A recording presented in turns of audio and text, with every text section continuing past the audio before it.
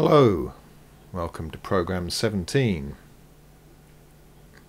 So a couple of programs ago in my video Is Sweden Socialist, I introduced the concept of corporatism, and corporatism is the dominant political and economic organisation within social democracies and within the fascistic era of Hitler and Mussolini.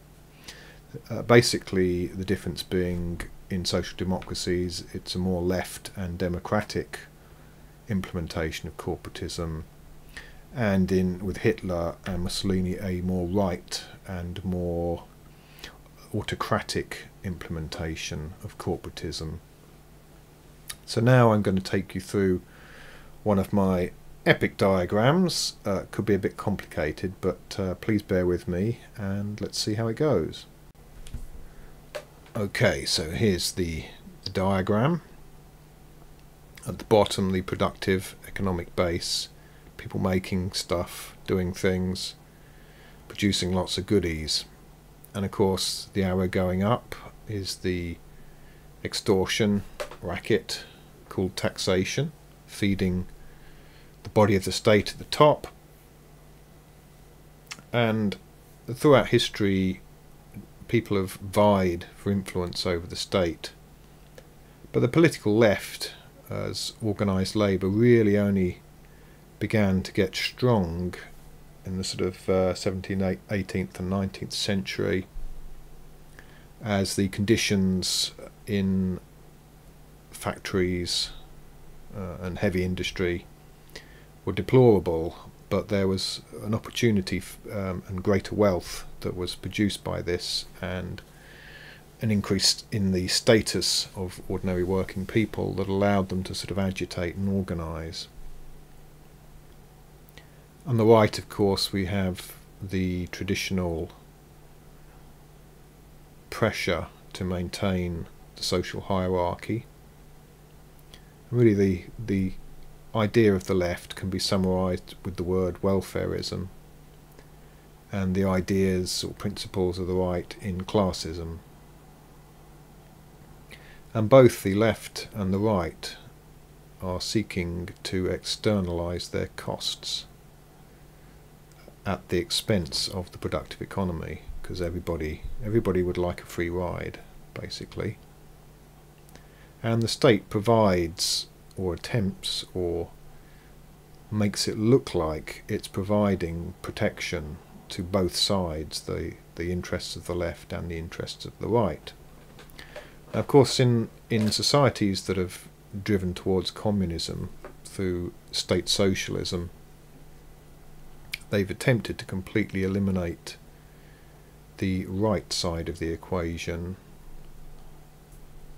with their anti-capitalist movements, and what those did long term was destroy the productive economy, or at least so severely damage it that people were going hungry, queues for bread, couldn't get the trousers in the size you wanted, buildings that fall down and so forth. On the sort of extreme right, the fascism, again another economic system that really doesn't work. This attempt to prop up the pyramid by extorting from the productive economy. And possibly the most extreme examples of this were feudalism, with the peasants trying to make a living, eating mud and so forth, rather like the Monty Python movie. So on the left, with welfarism, the drive has been towards obtaining payment from the state for education, healthcare, social security, and many other things that people generally need. And what's happened is a kind of trade-off, and that's what corporatism is really. It's a way of appeasing both the left and the right, and it's a way of keeping everybody happy. So what happens with the left is that they demand these externalising of their costs through free education, free healthcare and free social security. Now of course it's not free, it comes out of the productive economy.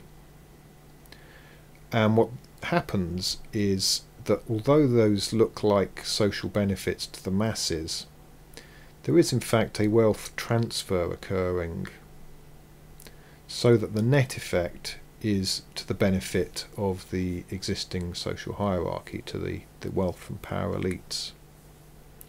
So let's just go through and see how that actually works. And really we need to sort of have an understanding of history here. So let's just take education. So prior to the state funding of education, if you were a manufacturer, or in fact many of any kinds of employers, one of your greatest expenses was educating your labour force. And if you bear in mind, most people before state education had to pay for themselves to get private education if they could, you know, with very small amounts of money. It was quite limited what was available, but still people could read and write and do maths and so forth. But it needed to be a bit more than that for people to go into mills and production lines at a certain point in history. Just the basic level of literacy wasn't sufficient. And of course the risks and the costs involved when essentially the capitalist interests required labour was substantial. And so you could appease by providing people with supposed free education, you could appease the left. And of course what you provided as a result of this purchasing of free education for the parents and others who wanted to be educated but without paying, what you provided was a massive workforce that was educated at the expense of the general population, but for the benefit of the capitalist class. So what you get as a result, and you see this on the right, is cheap labour. So this is in fact a wealth transfer from the left to the right. So now let's have a look at healthcare. Now healthcare, again, everyone wants to be taken care of and have their costs externalised to somebody else. And what happens with healthcare is that again it's expensive, loss in terms of loss when people are unhealthy. So the welfare system helps to look after the industrialists, the capitalists as well. And there's also an element of market capture in this. So if you think, for example, of Big Pharma, they are huge sellers into the healthcare market because people get ill and they're generally given toxic drugs and other poisonous treatments to attempt to make them better. And it's quite a racket as well. So again, this is just transferring money from the productive economy up into the power and wealth elites. And then finally we have social security. I could find other examples, but these seem to be the three most prominent and obvious ones. So when people lose their jobs or they can't find work, they get supported by the government. Now what this does is it creates a dependent class, and all welfare does this.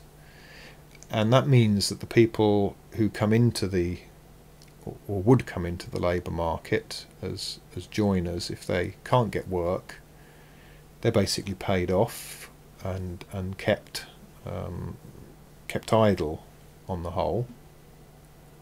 On the other hand, people who've lost their jobs go into this pool of unemployed, and again they may become completely idle and eventually lose their ability to find work. But this is also very beneficial to the capitalist and the social hierarchy on the right, because first of all you have this pool of unemployed, which is quite scary if you think you're at risk of losing your job, and there's a queue of people that can come in and fill your role. And it's also something which the state can use to sort of pressure people into finding work, so they can try and create this positive pressure which helps that along. And maybe you can recall, I mean this is certainly true of the UK in the 1970s, there was almost full employment. And this was very problematic for employers. When there was full employment, somebody could basically leave their job if they didn't like the conditions, if the boss annoyed them or whatever. They could leave, and in a few days there'd be another job again, because the competition and availability of surplus labour was very poor. So again, this drove labour prices up and was disadvantageous to employers.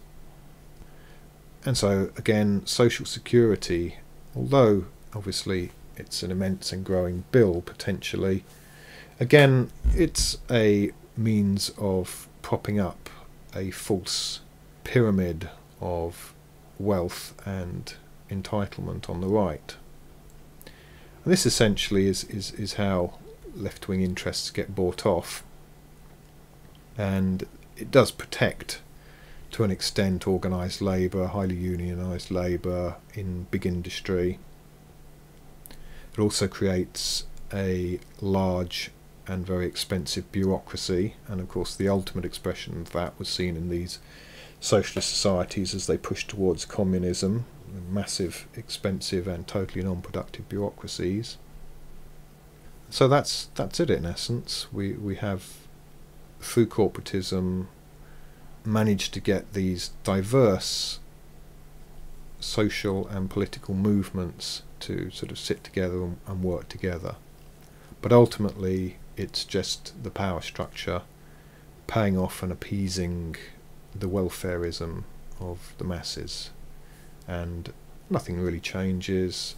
The money, the power, the wealth is just still all being funneled towards the right. So I hope that's been a clear explanation. Do write any comments or criticisms below, and thanks for listening.